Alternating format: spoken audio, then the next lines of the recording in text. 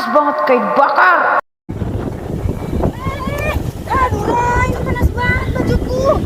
Kamu tahu nggak sih?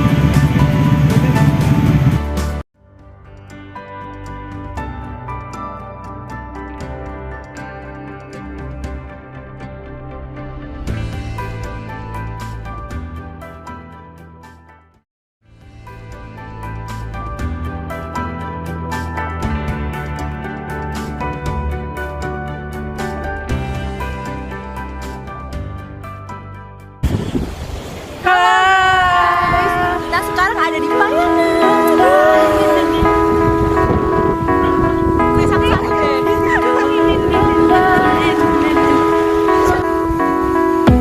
I was born feeding the dust. I built my reputation, fought for recognition. I was raised an underdog, would take any equation and without hesitation. I was born feeding the dust. I built my reputation.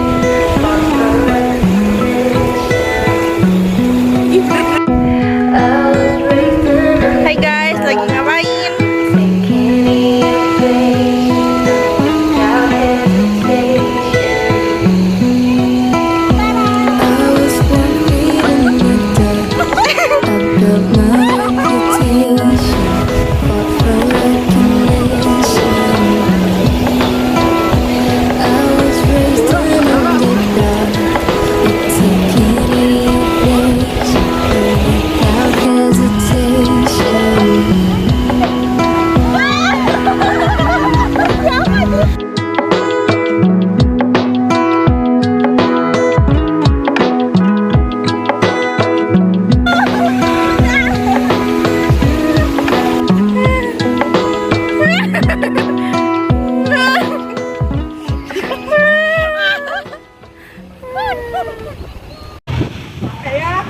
Lapar nggak sih? Iya, aku mau bawa sendok nih. Ini ya. Ini kok gini ya? Apa ya penyebabnya? Ini pastinya dari semalam ya? Iya. Rasanya pasti gak enak. Nah, teman-teman tahu gak sih kenapa ya mie yang udah dari semalam dibiarin itu rasanya bakal nggak enak? Karena molekul yang bekerja pada mie itu akan bergerak secara lambat karena energi kinetiknya juga semakin menurun, sehingga ketika mie dimakan itu rasanya jadi nggak enak. Nah, beda nih sama mie yang baru mateng atau dalam keadaan masih panas, di mana energi kinetik yang bekerja itu masih meningkat dan molekulnya akan bergerak lebih cepat, yang menyebabkan rasa pada makanan itu akan tersebar secara merata. Nah, molekul ini juga akan turut mengambil peran sebagai adanya uap air yang menyebabkan ketika dihirup oleh udara akan terasa lebih nikmat saat memakan ininya. Bentar deh, Ra. Kok aku ngerasa bajuku panas banget ya? Kamu nggak tahu ya kalau itu tuh salah satu penerapan konsep radiasi. Radiasi itu apa ya? Radiasi itu adalah perpindahan kolom secara langsung tanpa menggunakan medium. Contohnya tuh sinar matahari yang langsung kena bajumu tuh. Tapi Kita kan sama-sama pakai baju, Roh. Kok aku merasa bajuku lebih panas ya? Kamu nggak tahu ya? Kepo ya? Nih, aku jelasin ya buat lebih lengkapnya. Tapi kira-kira hukum apa ya yang bisa mengukur daya radiasi atau laju energi rata-rata dari benda hitam itu sendiri? Ini nih jawabannya. Jawabannya adalah hukum Stefan Boltzmann. Kira-kira di sini ada yang tahu nggak sih hukum Stefan Boltzmann ini menyatakan apa? Nah, hukum Stefan Boltzmann ini menyatakan bahwa benda panas selain benda berwarna hitam akan memenuhi persamaan yang sama, tetapi memiliki nilai emisivitas yang kurang dari 1. Nah, benda hitam itu sendiri memiliki nilai emisivitas 1, maka benda selain berwarna hitam akan memiliki nilai emisivitas kurang dari 1.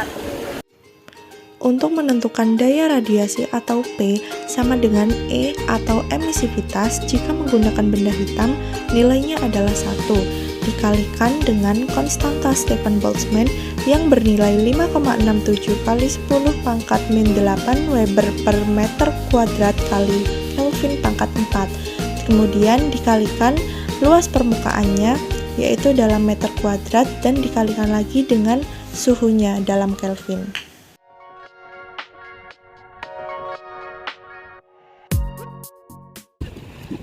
Kenapa ya aku nggak bisa lari cepat sama dia? Nah, kalian tahu nggak sih kenapa Rara nggak bisa lari dengan cepat di atas air?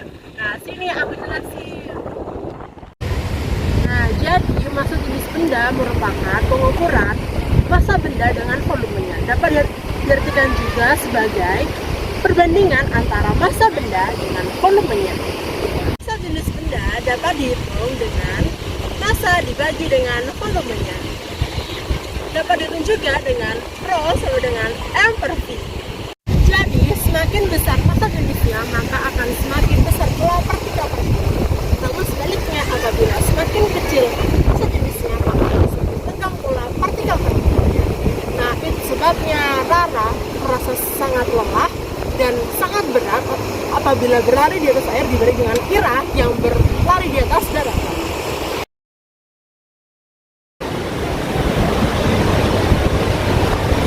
Nah, kalian bisa lihat nih di belakang saya ada apa? Nah, di sana ada air laut yang membentuk gelombang yang dinamakan dengan gelombang pada air laut yang merupakan fenomena fisik di mana energinya akan bergerak melalui air dan membentuk suatu gelombang yang dinamakan dengan gelombang mekanik. Nih, lihat nih ya. Itu ada gelombang mekanik.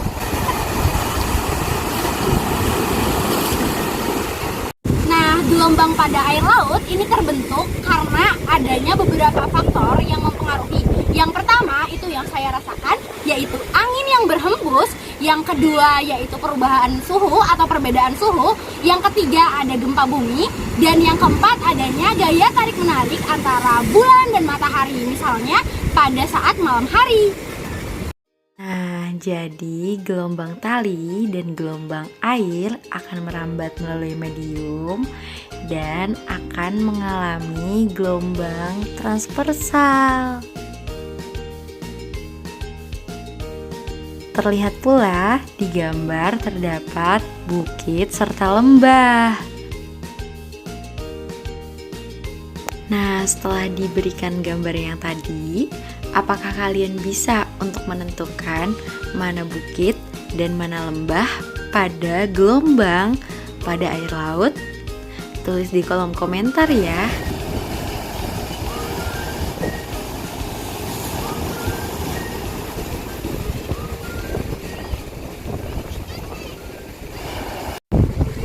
Nah, kayaknya gara-gara tadi saya jelasin, jadi banyak nih dari teman-teman yang pengen lihat laut untuk melihat bukti fenomena-fenomena fisik yang berada di lingkungan sekitar seperti gelombang pada air laut, seperti itu.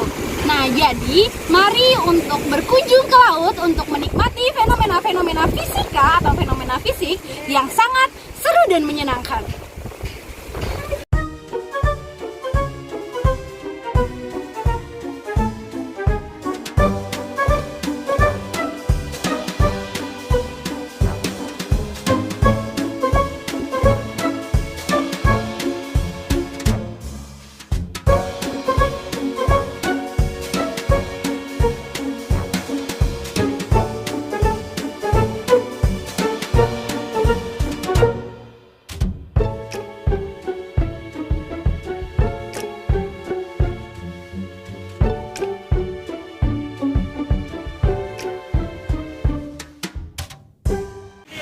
udah sore.